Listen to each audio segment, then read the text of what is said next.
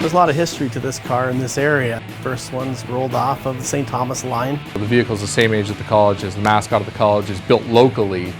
We picked this car up. We got an Arizona car, which was, the body was just beautiful, flawless. It's a good foundation, the car was solid. This will be a great build.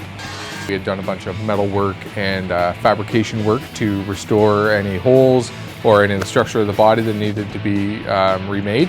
We went ahead and bought a crate engine, a 302 Boss engine.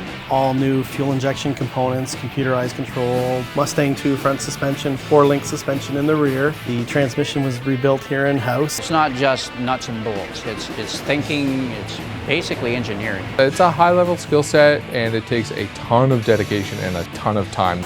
There was hours and hours and hours of sanding. They're sanding the epoxy primer, they're sanding Bondo, grinding metal, sanding primer, they're sanding it for prep, priming it again, sanding it again, dust everywhere. And you gotta get it ready and you gotta get it right. I work at a Honda dealership, so working on something like an old muscle car like the Falcon was a unique opportunity for me.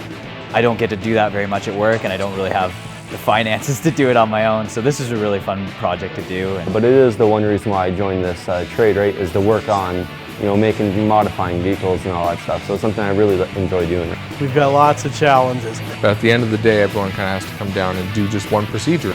We're under the wire, we're on a deadline, we need to get it done. We're here till 5 in the morning the one night. I think the paint probably is the most sensitive portion of it.